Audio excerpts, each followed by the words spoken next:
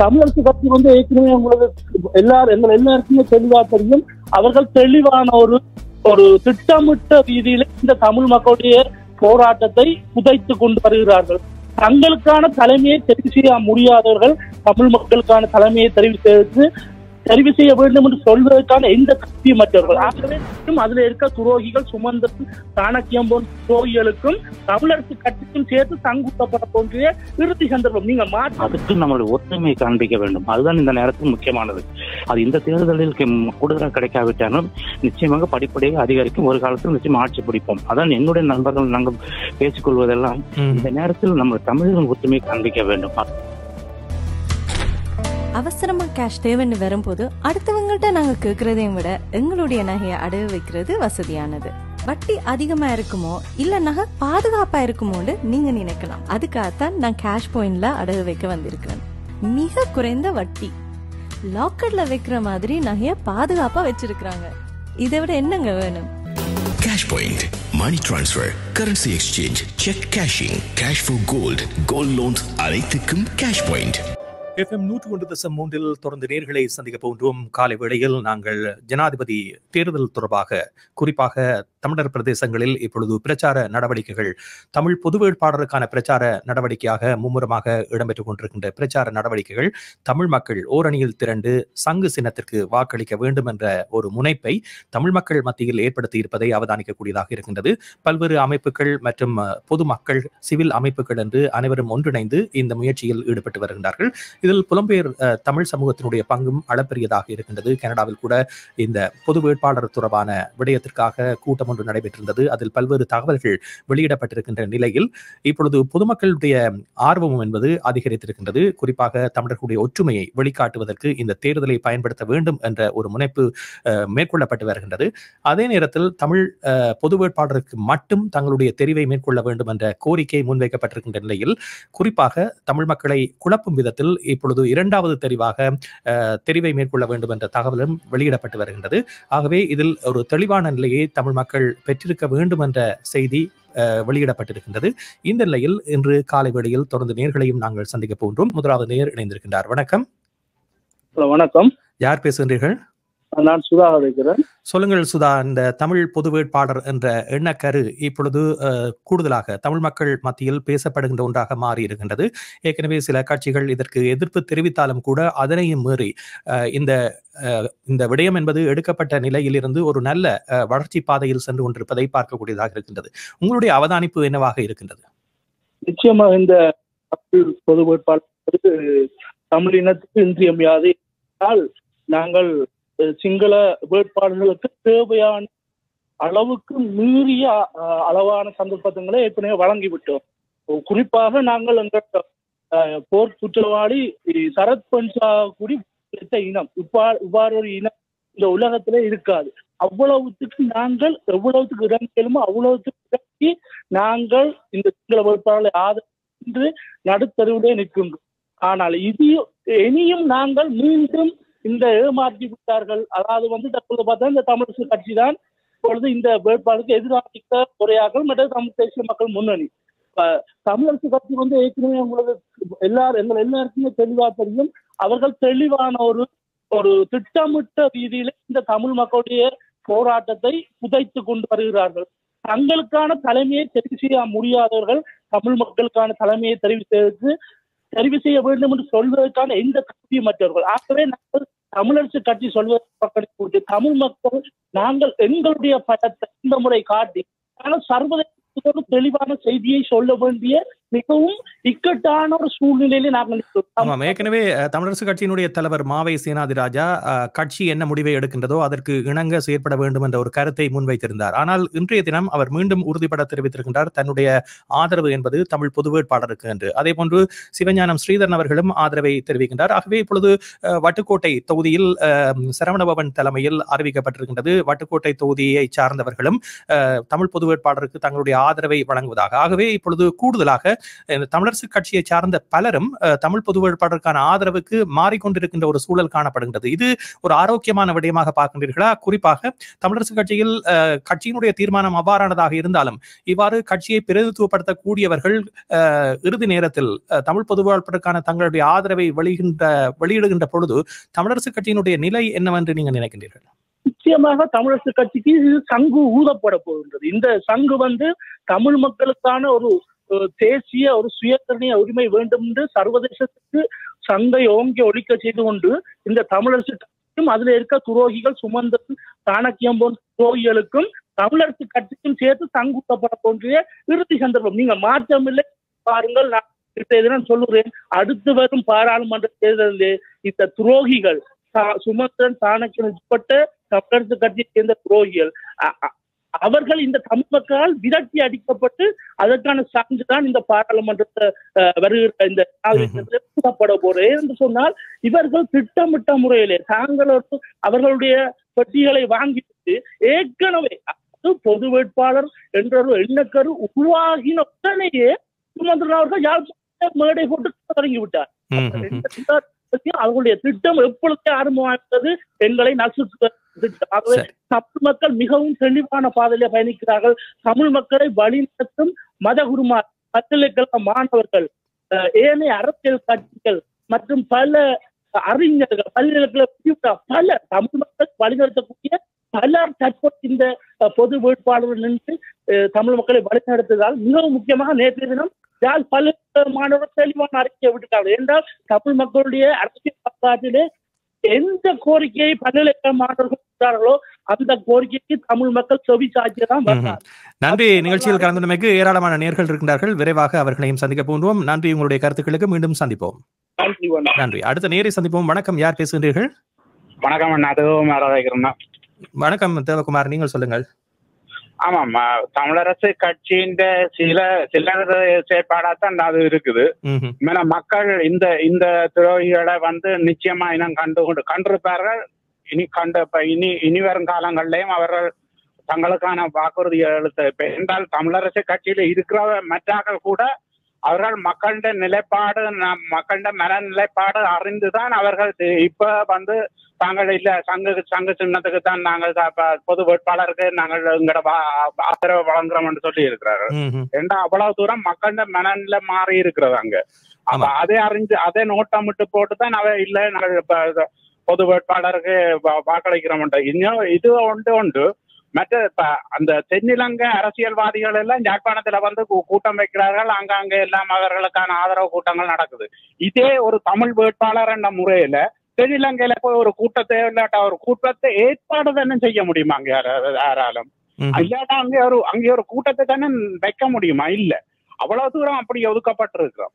அவ்வளவு தூரம் அங்க அந்த இனவாதம் அங்க வளர்க்கப்பட்டிருக்கிறது. நன்றி தேவகுமார். நிகழ்ச்சியில் கலந்துள்ளமைக்கு அடுத்த நேயரை சந்திக்க போன்றோம். வணக்கம், யார் பேசுகின்றீர்கள்? வணக்கம், யார் பேசுகின்றீர்கள்? சுராஜ். சுராஜ், நீங்கள் சொல்லுங்கள். சுராஜ், உங்களுடைய எதிர்பார்ப்பு என்னவாக இருக்கின்றது? நீங்கள் என்ன அவதானிப்புகளை கொண்டிருக்கின்றீர்கள்? என்னை பொறுத்த வரைக்கும் நான் சொல்றது வடக்கு கிழக்கை விட விரிவடைந்து மலை நாட்டுக்கு விரிவடைய ஒன்று நான் எதிர்பார்க்கிறேன். ஏன்னா எங்களோட தமிழ் மக்கள் அங்கேயும் இருக்கிறார்கள். அவங்களும் எங்களோட கையோங்கி அவங்களும் தங்களோட குரலை கொடுக்க எங்களோட பவர் இன்னும் தெரிய வரும். ஆமாம், ஏற்கனவே அரியநேத்திரன் குறிப்பிட்டிருந்தார் மலைய மக்களுக்கான ஆதரவும் தாங்கள் வெளிப்படுத்தி இருப்பதாக. ஆனால் மலைய மக்கள் சார்பாக ஒரு ஜனாதிபதி வேட்பாளர் நிறுத்தப்பட்டிருக்கின்ற நிலையில் அது அவர்களுடைய விருப்பம் என்ற ஒரு தெரிவையும் கொடுத்திருக்கின்றார். குறிப்பாக மலையக மக்களை பொறுத்தவரையில் திலகராஜுக்கு தங்களுடைய ஆதரவை வழங்குவார்கள் என்று நீங்கள் நினைக்கின்றீர்களா? அங்க மக்களை ஏமாற்றி கொண்டுதான் தொடர்ந்து இருக்கிறார் மலையாளத்துல. அவர்களுக்கு ஒரு பொறுமதியான ஒரு கட்டமைப்பு தேவை, ஒரு அரசியல் பின்புலம் தேவை. அவர்கள் இப்ப படிச்சு முன்னேறி எல்லாம் நல்ல இதுல வந்து கொண்டிருக்கிறாங்க. அவர்களுக்கு நல்ல வழிகாட்டல் நாங்கள் காட்டுவோம். எல்லாரும் சேர்ந்து ஒரே ஒரு ஆளுக்கு வாக்களிக்க அங்க இந்த பலம் உலக நாடுகளுக்கு விளங்கும். நன்றி. ஆகவே உங்களுடைய கோரிக்கை மலையகம் நோக்கி தமிழ் பொது வேட்பாளருடைய பிரச்சார நடவடிக்கைகள் செல்ல வேண்டும் என்ற ஒரு கோரிக்கையை முன்வைத்திருக்கின்றீர்கள். இதே நேரத்தில் இன்னும் ஒரு முக்கியமான விடயத்தை குறிப்பிட வேண்டும். அதாவது இந்த பிரச்சார நடவடிக்கைகளுக்கான சமூக வலைத்தள பிரச்சாரம் என்பது தடுக்கப்பட இருப்பதாக தகவல்கள் தெரிவிக்கின்ற நிலையில், குறிப்பாக தமிழர்களை பொறுத்தவரையில் இதில் மிக முக்கிய கவனம் செலுத்த வேண்டும். ஏனென்றால் குறிப்பாக தமிழர்களுடைய செயற்பாடுகள் ஊடக பரப்பில் கூடுதலாக வெளியுலகுக்கோ அல்லது தமிழ் மக்கள் சார்ந்த பல இடங்களுக்கோ செல்ல முடியாத ஒரு சூழல் காணப்படுகின்ற நிலையில் தமிழ் பொது வேட்பாளர் பற்றிய பல தகவல்களும் சமூக வலைத்தளங்கள் ஊடாக கூடுதலாக பிரச்சாரப்படுத்தப்பட்டு வந்த நிலையில், அதே நேரத்தில் புலம்பெயர் மக்களையும் தமிழ் மக்களையும் இணைக்கக்கூடிய ஒரு செயற்பாடாக இந்த சமூக வலைத்தள செயற்பாடு அமைந்திருந்தது. அதற்கு தடை விதிக்கப்பட போகின்றது. 18ஆம் தேதியிலிருந்து இந்த தேர்தல் பிரச்சாரம் நிறைவடைகின்ற தருவாயிலிருந்து மௌனிக்கப்பட இருப்பதாக தகவல்கள் வெளிவந்திருக்கின்ற நிலையில், அதற்கு முன்னர் இந்த பிரச்சார பணிகள் துரிதப்படுத்த வேண்டும். அதே நேரத்தில் தமிழ் மக்கள் என்ன தீர்மானத்தை எடுக்க வேண்டும் என்பதனையும் தெரிவிக்க வேண்டிய ஒரு கடப்பாடு இருக்கின்றது. ஆகவே புலம்பெயர் சமூகத்தில் இருந்து தகவல்கள் பரிமாறப்படுகின்ற பொழுது இதை தடுக்கின்ற ஒரு முயற்சியாக கூட இந்த முயற்சி மேற்கொள்ளப்படுகிறதா என்ற ஒரு எண்ணப்பாட்டை இப்பொழுது தோற்றுவிக்கின்ற நிலையில் சமூக வலைத்தள கட்டுப்பாடும் மேற்கொள்ளப்பட இருப்பதாக தகவல்கள் வெளிவந்திருக்கின்றன. அடுத்த நேரை சந்திக்கின்றோம். வணக்கம். வணக்கம். சரி, அடுத்த நேருக்கு வாய்ப்பை வழங்குகின்றோம். நிகழ்ச்சியில் கலந்து கொள்கின்ற நேர்கள் உங்களுடைய வானொலியின் சத்தத்தை குறைத்துக் கொண்டு பேசுங்கள். அடுத்த நேர். வணக்கம். வணக்கம் ராமன், நான் மாறன் பேசுறேன். மாறன், சொல்லுங்கள். உண்மையில உங்களுக்கு முதல்ல நன்றி. ஏன்டா தொடர்ச்சியா அந்த புலம்பெயர்ந்ததுல அந்த விழிப்புணர்வுன்றதை விட விழிப்புணர்வு சிறப்பு. ஏன்டா நாங்க கூட ஆரம்பத்துல கடந்து போனாங்க, நீங்க உங்களுடைய தொடர்ச்சியான பேச்சு எங்களையுமே எங்களை மக்களை தேடி போக வச்சிருக்கு. இதுதான் அந்த அரசியல். நன்றி மாறன், சொல்லுங்கள் உங்களுடைய கருத்து என்ன என்றால், இப்பொழுது இந்த விருப்பத்தெரிவு என்பது தொடர்பாக பல்வேறு தரப்பினரிடமிருந்து பல்வேறு தகவல்கள் வெளிவருகின்றன. ஆனால் பொது கட்டமைப்பினுடைய கோரிக்கை என்பது தமிழ் பொது வேட்பாளருக்கு மட்டும் அந்த தெரிவை மேற்கொள்ள வேண்டும் என்று தெரிவிக்கப்படுகின்றது. இதை பற்றி உங்களுடைய அபிப்பிராயம் என்ன? இல்ல, கண்டிப்பா ராமன். எங்களுக்குள்ள அந்த நாட்டுக்குள்ள நாங்க எப்போதுமே எல்லா விதத்திலும் நாங்க இரண்டாக பிரிக்கப்பட்டவர்கள். போராட்டமா இருந்தாலும் சரி, உரிமைகளா இருந்தாலும் சரி, எங்களுக்கு கிடைக்க வேண்டிய அடிப்படை தேவையா இருந்தாலும் எல்லாம் இரண்டாக பிரிக்கப்பட்டு நாங்க ஒரு சுதந்திரத்துக்காக போராடக்கூடிய ஒரு நம்ம பெண்களுக்கு இருக்கக்கூடிய ஒரே வழி எங்களுடைய ஓர்மை, அதாவது எங்களுடைய ஒற்றுமை. நீங்க சொன்ன மாதிரி அந்த ஒற்றுமையை உறுதிப்படுத்தணும், மற்றது அதை செய்யணும். ஆனா அதை செய்யறதுக்கான காலம் இப்ப கணிந்து கேட்டா அவர்களுக்கே தெரியும். இந்த விடயம் என்பது எங்களுக்கு எந்த விதத்திலும் அந்த அதிகாரத்தை கொடுக்காது. ஆனா எங்களுக்கு இருக்கக்கூடிய பிரச்சனைகளை பேசுறதுக்கு உலக நாடுகளுக்கு எடுத்து கொடுக்கறதுக்கு அற்புதமானது விடயம். அதாவது நீங்க சொன்ன மாதிரி காலப்போக்கில் எல்லாரும் இந்த பாதையில வந்தான் ஆகணும். பாருங்க, இன்னும் 2-3 நாட்கள்ல பாத்தீங்கன்னா அங்க இருக்கிற மக்களுடைய ஓர்மம் அதாவது மக்கள், மாணவர்கள், அங்க இருக்கக்கூடிய அறிஞர்கள், மற்ற விவசாயிகள் எல்லாருமே அத்தனை மக்களும் இப்ப அந்த சில சரியான பாதை போய் எப்படி எங்களை பேசி தலைவர் நேசித்தார்களோ அதே மாதிரி இன்றைக்கு ஒரு அந்த வழியில போற மாதிரி ஒரு ஒற்றுமை அரசியலும் ஒரு ஆயுதம் என்ற போராட்டம் தான். இப்ப அந்த போராட்டத்தை மக்கள் அங்க இருக்க அரசியல் தலைவர்கள் உதய சக்தியோட தொடர்ச்சியா செய்வார்கள் என்றால் கண்டிப்பா அது வெற்றி தான். என்ற ஒவ்வொரு மனிதனுடைய விரல்களிலும் அந்த மக்களுக்கான அதிகாரம் இருக்கு. அதை மக்கள் செய்கிறார் உண்மையில. இப்ப நீங்க உண்மையில நாங்களே கடந்த காலங்களில் கடந்து போனாங்க. நீங்க எங்க எடுக்கக்கூடிய அந்த பிரச்சார வலிமைகள் எங்களே ஒரு திசை திருப்பி. அதே மாதிரி நாங்க இப்ப நீங்க இப்ப சொன்ன மாதிரி ஊடகங்கள் முடக்கப்பட்டாலும் இங்க இருக்கிற மக்களுக்கான தொலைபேசி தொடர்புகள் இருக்கு. இப்ப மக்கள் இங்க இருந்து நாங்களே அதுக்கு பிறகு நிறைய அங்க எடுத்து நிறைய பேரோட பேசுகிறீங்களோ அவைகளும் இதே நீங்க எங்களை எப்படி நீங்க ஒரு அணிகளை தேடுறீங்களோ அதே மாதிரி அங்கேயும் அங்க இருக்கக்கூடிய சில கட்சி தலைவர்கள் செய்கிறார்கள். உண்மையில நல்ல மாற்றம் பெற நினைக்கிறேன். தொடர்ச்சியா நீங்களும் செய்ய இந்த பணியை செய்யல கண்டிப்பா நீண்ட காலத்துக்கு பிறகு நாம் ஒரு குடைக்குள்ள போறோம் என்ற மாதிரி ஒரு நம்பிக்கையை உருவாக்கி உண்மையில. நன்றி. நிகழ்ச்சியில் கலந்து கொண்டமைக்கு மாறன். அடுத்த நேரை சந்திக்க போன்றோம். CMR Tamil FM. யார் பேசுகிறீர்கள்? வணக்கம். ரசிகன், சொல்லுங்கள். ஆமாம், உண்மையிலேயே அந்த 2வது தெரிவு 3வது தெரிவு என்று கொண்டு வந்ததே ஒரு பெரிய குழப்பம்தான். அது என்னன்னு சொல்றது, இப்ப நாங்கள் நிராகரித்துதான் ஒருத்தருக்கு வாக்களிக்கிறோம்டா ஓகே இவர் தான் பெறணுமெண்டு. பிறகு 2வது தெரிவை கொண்டு வந்துட்டு இப்படித்தான் சுமந்திரன் எல்லாம் சேர்ந்தவர் அதுக்குள்ள. அப்ப இப்ப திரும்ப இதுல குழப்புகிறார்கள். மக்கள் தெளிவா இருக்கணும். ஓகே, ஒன்றுக்கு மட்டும் அரியநேந்தனுக்கு மட்டும் வாக்களித்து விட்டு மிச்சத்தை வாக்களிக்க கூடாது. ஆனால் இப்பொழுது எமது யாழ் செய்தியாளரினுடைய தகவலின்படி பல பிரதேசங்களிலும் வாகன பேரணியின் மூலமாக ஒலிபரப்பியில் மக்களுக்கான பிரச்சாரமாக இந்த விருப்பத் தேர்வை 1, 2, 3 என்று அடையாளமிடுமாறு கோரிக்கை விடுகின்ற பேரணிகள் செல்வதாக தெரிவிக்கப்படுகின்றது. இதனை குறிப்பாக இந்த பொது கட்டமைப்பை சார்ந்தவர்கள் தெரிவிக்கின்ற விடயம் என்னவென்றால், இது மக்களை குழப்புவதற்கான ஒரு முயற்சியாக மேற்கொள்ளப்படுகின்ற ஒரு விடயம் என்றும், குறிப்பாக இந்திய தரப்பினுடைய ஆதிக்கம் என்பது சில கட்சிகளுக்கு இருப்பதன் காரணமாக இந்தியா பல்வேறு நடவடிக்கைகளை இந்த பிரச்சார உத்தியாக மேற்கொள்ளுகின்ற தகவல்களும் வெளிவந்து கொண்டிருப்பதாக அங்கே இருந்து கிடைக்கின்ற தகவல்கள் தெரிவிக்கின்றன. ஆகவே இவற்றை முறியடிக்க வேண்டிய ஒரு நிலையில் தமிழ் மக்கள் இருக்கின்றார்கள் என்ற ஒரு செய்தியும் அங்கிருந்து கிடைக்கின்ற செய்தியாக இருக்கின்றது. நிச்சயமா அவர்கள் களத்துல குதிப்பார்கள். முதலே வந்து இறங்கிட்டார், முகாம் போட்டு விட்டார்கள் தானே. அங்கே தங்களுடைய கைப்பொம்மையை கொண்டு வந்து இருத்த வேண்டும், தாங்கள் நினைச்சதை செய்ய வேண்டும் என்பது அவர்களுடைய ஆசை. அப்ப அதுக்கு எங்கடியாக்களும் இசைந்து போறது தெரியும். மற்றது இப்ப பந்தயம் கட்டுறது ஓடுற குதிரையில பந்தயம் கட்டுறது. சஜித்துக்கு எந்தவித ஒரு தகுதியும் இல்லை அவர் ஜனாதிபதியாக வந்து நாட்டை ஆட்சி செய்வதற்கு. அப்படியான ஒரு இதுல எங்கட தமிழரசு கட்சிகள் ஆட்சி அவருக்கு ஆதரவு வழங்குவது என்பதே ஒரு என்ன பொறுத்தவரையில ஏற்றுக்கொள்ள முடியாத ஒரு விஷயம். மற்றது நாங்கள் எங்கட விஷயத்தை பார்ப்போம். மற்றது சில மக்கள் அவர்களுக்கு எதிராக நாங்கள் கழிச்சோன்னா கிளந்தெழுகிறார்கள். ஆனால் அந்த கிளந்தெழுகிற கேளுங்கள், எங்களிடம் அவர்களிடமிருந்து எங்களுக்கு என்ன பெற்றுக் கொடுத்தார்கள் என்பதை மட்டும் நாங்கள் அவர்களிடம் கேட்டுக்கொண்டு விடைபெறுகிறேன். நன்றி ரசிகன். நிகழ்ச்சியில் கலந்து கொண்டமைக்கு நீங்கள் கூறிய கருத்துக்களையும் உங்களுடைய கேள்வியையும் நேர்கள் கேட்டுக்கொண்டிருப்பார்கள். அடுத்த நேரை சந்திப்போம். வணக்கம், யார் பேசுகிறீர்கள்? வணக்கம், நான் சிவாசின தம்பி பேசுறேன். சிவாசின தம்பி, உங்களுடைய கருத்து என்ன? வணக்கம். நான் அதாவது இந்த பொது வேட்பாளர் என்ற விடயத்தில் நான் உடன்பாடு இல்லை என்றாலும் அதே வேளை இந்த சதி பிழைகள், இந்த அரசியல் நடைமுறை பிரச்சனைகள் அத்தனையும் தாண்டி நாங்கள் ஒரு பிராணியை கூட அங்கே பொது வேட்பாளராக நிறுத்தி இருந்தால் தமிழ் என்ற ரீதியில, இனம் என்ற ரீதியில, மொழி என்ற ரீதியில அந்த தும்பு தடிக்காக இருந்தாலும் நாங்க முழு பேரும் வாக்களித்து அந்த தனி அவருக்கு மட்டும்தான் வாக்களிக்க வேண்டும். மற்ற சட்டங்கள் தேவையில்லை, அவர்களுக்கு மட்டும் வாக்களித்து நாங்கள் என்பதை காட்டுவதற்கான சந்தர்ப்பம். ஆனா இந்த வாக்கின்படி அந்த நாங்கள் நியமிக்கப்பட்ட அந்த நேந்திரன் என்பவர் வந்து அவர்தான் தலைவர் என்ற எண்ணம் அவருக்கு தேவையில்லை. ஆனா நாங்கள் தமிழ் என்ற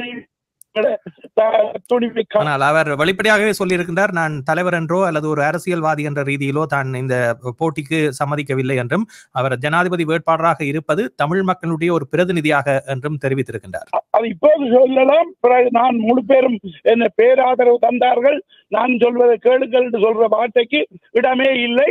நாங்கள் தமிழ் என்ற ரீதியில அந்த இடத்துல நான் சொன்ன மாதிரி நாகரிகமாக சொன்னால் ஒரு பிராணியாக இருந்தாலும் அவர்களுக்கு நாங்கள் வாக்களித்து எங்களுடைய தமிழனுடைய காலம் கடந்த ஞானமா இருக்கலாம். மற்றவர்களுக்கு என்னுடைய தாழ்வான அபிப்பிராயம், நாங்களே சரி விட்டாச்சு, நடந்து போச்சு, இவருக்கு நாங்க முழு பேரும் சும்மா இருக்காம முழு பேரும் வாக்களிச்சு அல்ல வெளியிலையும் சரி உள்ளேயும் சரி அதற்கான வேலை திட்டங்களை நடைமுறைப்படுத்தி இதுல ஒரு ஒற்றுமை என்றதை விட தமிழனாத்தான் நிற்கிறான் என்பதை காட்டுறது உரிய களமாக இதை பார்த்துக் கொள்ள வேண்டும். இந்த சிந்தனை என்பது தமிழரசு கட்சியில் இன்று வவுனியாவில் இடம்பெற்ற கூட்டத்தின் பின்னரும் எந்தவித மாற்றமும் இல்லாமல் ஒரு சிலர் இப்பொழுது தொடர்ந்து சஜித்துக்கான ஆதரவை தாங்கள் உறுதிபட தெரிவிப்பதாக குறிப்பிட்டிருக்கின்றார்கள். சில விடயங்களையும் குறிப்பிட்டிருக்கின்றார்கள். குறிப்பாக சமஷ்டி தீர்வு மற்றும் 13வது திருத்தச் சட்டம் போன்ற விடயங்களையும் முன்னிறுத்தி இருக்கின்றார்கள். அது உறுதிப்படுத்தப்பட்டிருப்பதாக தெரிவிக்கப்படுகின்ற சூழலில் இதை பற்றி என்ன நினைக்கின்றீர்கள்? ஏனென்றால் கூடுதலாக தமிழரசு கட்சி சார்ந்த பல பிரதிநிதிகள் இப்பொழுது தமிழ் பொது வேட்பாளருக்கான தங்களுடைய ஆதரவை வெளியிட்டு வருகின்றார்கள். என்னை பொறுத்தவரையில எந்த வாக்காளர் எந்த ஜனாதிபதி இருந்தாலும் மியாபுரத்திலோ கூட தங்கள் வாக்கு உறுதிகளில் கூட எந்த உறுதியையும் வழங்காத போது நாங்கள் ஜனாதிபதியை தெரிய வேண்டிய அவசியம் இல்லை.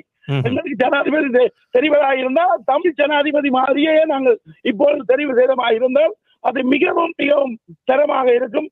உலகம் அதை கவனிக்கும் என்பதை மிகவும் ஆணித்தரமாக கருத்தில் கொண்டு அதுக்கு பிரச்சாரம் செய்யுங்கள், மிக உறுதியாக இருக்கும் என்று நான் வெற்றியாக. நன்றி. நிகழ்ச்சியில் கலந்து கொண்டமைக்கு இன்னும் ஒரு நேரை சேர்த்துக் கொண்டு நாங்கள் விளம்பர இடைவேளைக்கு செல்ல போன்றோம். அடுத்த நேர். வணக்கம். காலை வணக்கம் ரமேஷ். ரமேஷ் சொல்லுங்கள். இங்க இனவாத நாடு நாய் போச்சு. நல்லாட்சியும் பார்த்தாச்சு, முடியாட்சியும் பார்த்தாச்சு, கொள்ளாட்சியும் பார்த்தாச்சு. எதுவும் நடக்க போறது இல்லை. நமக்கு இனத்துல நமக்கு பிரச்சனை தெரியணும்னா நம்ம இனத்தை சேர்ந்தவர் நல்லவரை கெட்டவரை ஆட்சி படத்தில் ஏற்ற வேண்டும். அதுக்கு நம்மளுடைய ஒற்றுமையை காண்பிக்க வேண்டும். அதுதான் இந்த நேரத்தில் முக்கியமானது. அது இந்த தேர்தலில் கூடுதலாக கிடைக்காவிட்டாலும் நிச்சயமாக படிப்படியாக அதிகரிக்கும். ஒரு காலத்தில் நிச்சயம் ஆட்சி பிடிப்போம். அதான் என்னுடைய நண்பர்கள் நாங்கள் பேசிக்கொள்வதெல்லாம் இந்த நேரத்தில் நம்ம தமிழர்கள் ஒற்றுமையை காண்பிக்க வேண்டும். அதுதான். அதனால பொது வேட்பாளர் ஆதரவு தவறுகளை தமிழர்கள் அனைவரும் எல்லாவற்றையும் மறந்து அவருக்கு வாக்களிக்க வேண்டும். அதான் என்னுடைய கருத்து. சரி, நன்றி ரமேஷ். நிகழ்ச்சியில் கலந்து கொண்டமைக்கு நீங்கள் அயல் நாட்டு தமிழராக இருந்தாலும் இலங்கையினுடைய அரசியல் தொடர்பாகவும் கூடுதலான பார்வையை கொண்டவர் என்ற ரீதியில் உங்களுடைய கருத்து அமைந்திருக்கின்றது. தமிழ் என்ற ஒரு சொல்லில் அனைவரும் ஒரு புள்ளியில் இணைய வேண்டும் என்பது உங்களுடைய கோரிக்கையாக இருக்கின்றது. நன்றி. நிகழ்ச்சியில் கலந்து கொண்டமைக்கு. இந்த நேரத்தில் நாங்கள் இப்பொழுது ஜனாதிபதி தேர்தலுக்கான தமிழ் பொது வேட்பாளருக்கான பிரச்சாரம் மும்முரமாக இடம்பெற்றுக் கொண்டிருக்கின்ற சூழலில் நாங்கள் நேரடியான தகவல்களை பெற்றுக்கொள்ள இருக்கின்றோம். இப்பொழுது தமிழ் சிவில் சமூகத்தை சார்ந்த சீலன் எங்களோடு இணைந்திருக்கின்றார். அவர் நேரடியாக பிரச்சார பணிகளிலும் ஈடுபட்டுக் கொண்டிருப்பவர். அத்தோடு இலங்கையினுடைய ஜனாதிபதி தேர்தல் குறித்து கூடுதலான பார்வையை கொண்டிருப்பவர். அவரை நாங்கள் சந்திக்கின்றோம். வணக்கம் சீலன். வணக்கம்.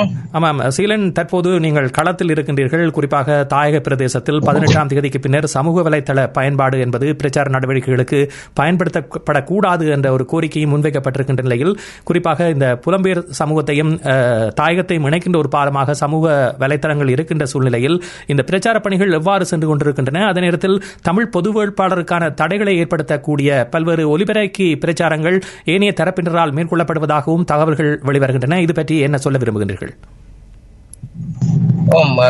முக்கியமாக பிரச்சார நடவடிக்கைகள் மிகவும் விறுவிறுப்பாக இப்ப நாங்கள் திட்டமிட்டதை விட இந்த போராட்டத்தினை இந்த தேர்தல் பிரச்சாரம் என்பதை விட இது ஒரு போராட்ட களமாகத்தான் நாங்கள் பார்க்க வேண்டியிருக்கின்றது. தமிழர்களுடைய பலவிதமான போராட்டங்களும் பலவிதமான தேவைகளுக்கு அப்பால் தமிழ் பொது வேட்பாளரை ஆதரித்து இது அந்த சம்பந்தப்பட்ட பொது கட்டமைப்புக்கு வெளியால இருக்கிற தரப்புகள் கூட இன்றைக்கு அதனை தாங்களாகவே முன்வந்து, புலம்பெயர் தேசமாக இருந்தாலும் சரி அல்லது இங்கிருக்கிற மக்களாக இருந்தாலும் சரி, அது ஒரு இனத்துக்கான விடுதலை போராட்டம் என்ற ஒரு வகையில் அது இன்று கைமாறி போக இருக்கின்றது. இதை நாங்கள் இனிமேல் இப்படித்தான் செய்யணும் என்று சொல்றதை விட அது மிக சிறப்பாகவே நடைபெற்றுக் கொண்டிருக்கின்றது.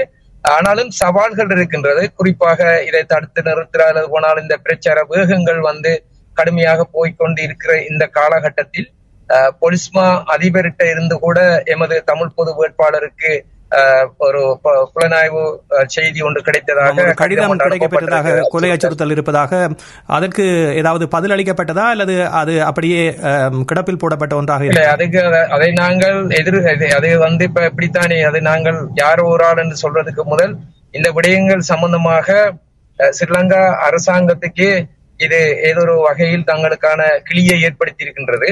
அந்த வகையில அவர்களுடைய புலனாய்வு தகவலை நாங்கள் 100% ஏற்றுக்கொள்ள முடியாது. அல்லது போனால் அவர்கள் யாரை எதுக்காக இதை ஒரு வதந்தியாக ஏற்படுத்திய அந்த மக்கள் கூட்டங்களில் கலந்து கொள்வதற்கு ஒரு அச்சத்தை ஏற்படுத்தும் விதமாக கூட இத பல காரணங்கள் இருக்கின்றது. அது போக வேறு இன்றைக்கு சிங்கள வேட்பாளர்களுடைய சுவரொட்டிகள் தமிழ் பொது வேட்பாளருடைய சுவரொட்டிகளுக்கு மேலாக மறைத்து ஒட்டுவதும் அல்லது கிழித்து விடுவதும், சிங்கள வேட்பாளர்களுடைய சுவரொட்டிகள் அப்படியே இருக்கிறதும் ஒரு பக்க சார்பாக இது போலீசார் தான் செய்கிறார்கள் என்று சொல்றதுக்கு அப்பால் அந்த எங்களுடைய இனம் சார்ந்து அந்த வேட்பாளர்களுக்கு பரிகாரம் செய்து கொண்டிருக்கின்ற இன வருடிகளாலும் இந்த மாதிரியான சில செயற்பாடுகள் நடைபெற்றுக் கொண்டிருக்கின்றது. இது பல்வேறு நாடுகளைச் சேர்ந்த தேர்தல் கண்காணிப்பாளர்கள் கடமையில் ஈடுபட்டிருக்கின்ற பொழுதும் இவ்வாறான முறைகேட்டு சம்பவங்கள் இடம்பெறுகின்றனவா? அதற்கு எந்தவித நடவடிக்கைகளும் எடுக்கப்படவில்லையா? இல்ல, இது தேர்தல் ஒட்டுவதென்றது தேர்தல் சட்டத்தின் பிரகாரம் சட்டப்படி குற்றமாக்கப்பட்டிருக்கிற என்ற காரணத்தினால் அதை நாங்கள் ஒரு முறைப்பாடாக கொண்டு போக முடியாது. ஆனாலும் தேர்தல் நாங்கள் சில தவறுகளையும் குறைபாடுகளையும் சுட்டி காட்டியிருக்கின்றோம். அந்த வகையில் தேர்தல் பிரச்சாரம் செய்யும் பொழுது இந்த சட்டத்துக்கு மாறாக அண்மையில் ரணில் விக்ரமசிங்கே அவர்களுடைய தேர்தல் பிரச்சாரத்தில் பேருந்துகளுக்கு முன்னால் சிலிண்டர் படங்களை தாங்கிய பதாதைகள் கட்டப்பட்டு வாகன பாவனி நடைபெற்றுக் கொண்டிருந்தது. அது எங்களுடைய பொது கட்டமைப்பை சேர்ந்த அதுக்குரிய நபர்கள் தேர்தல் ஆணைக்குழுவுக்கு முறையிட்டு உடனடியாக போலீசார் மூலமாக ஒரு சில பேருந்துகளில் இருந்த அந்த பதாதைகள் கலட்டப்பட்டது. முடிந்த வரையில் நாங்களும் அது சம்பந்தமான முறைப்பாடுகளை அவர்களுக்கு சொல்லிக் கொண்டுதான் இருக்கிறோம். ஆனாலும் ஒரு பேரினவாதத்தின் நிகழ்ச்சி நிரலுக்கு கீழே சிலது விடயங்கள் கண்டும் காணாமலும் அவர்களுக்கு ஆதரவான ஒரு சூழல் நடைபெற்றுக் கொண்டு இருக்கின்றது. அனைத்துமே எங்களை பொறுத்தவரைக்கும் நாங்கள் எப்படி ஒரு சவாலான ஒரு இடத்தில் தான் நாங்கள் இந்த தேர்தலை நடத்தி முடிக்க வேண்டிய ஒரு நிர்பந்தம் எமக்கும் இருக்கின்றது. ஆனால் முன்னர் தமிழ் பொது வேட்பாளருக்கு ஆதரவு தெரிவித்து பிரச்சாரங்களை சுயமாக செய்தவர்கள் திடீரென்று இப்பொழுது தேர்தல் நெருங்குகின்ற நேரத்தில் பிரதான கட்சிகளுக்கான ஆதரவு நிலையை அறிவித்து தமிழ் மக்கள் அதன் பாணியில் செல்ல வேண்டும் என்ற ஒரு கோரிக்கையை வைக்கின்ற பொழுது தமிழர்களுக்கு ஒரு பிரச்சனையாக யாருடைய சொல்லை நம்புவது என்ற ஒரு கேள்வி எழுகின்ற சூழலில் இந்த விருப்ப தெரிவு தொடர்பான குழப்பங்களும் இருப்பதாக தெரிவிக்கப்படுகின்றது. தனியே பொது கட்டமைப்பினுடைய கோரிக்கையின் அடிப்படையில் தனியே தமிழ் பொது வேட்பாளருக்கான வாக்கை அளிக்க வேண்டும் என்ற கோரிக்கை முன்வைக்கப்படுகின்ற பொழுதிலும் சிலரால் இப்பொழுது இந்த பொது வேட்பாளருக்கான வாக்கையும் செலுத்தி நீங்கள் விருப்ப தெரிவையும் மேற்கொள்ளுங்கள் என்ற ஒரு பிரச்சாரம் மேற்கொள்ளப்படுகின்றது. இதை எவ்வாறு நம்புவது அல்லது பொது கட்டமைப்பு இது தொடர்பான என்ன புரிதலை மக்களுக்கு வழங்க இருக்கிறது? இல்ல, அது நாங்கள் தெளிவாக சொல்லி இருக்கிறோம். எமது வாக்கு தமிழ் பொது வேட்பாளருக்கு மட்டும் என்பதனை நாங்கள் தெளிவாகவே சொல்லி இருக்கின்றோம்.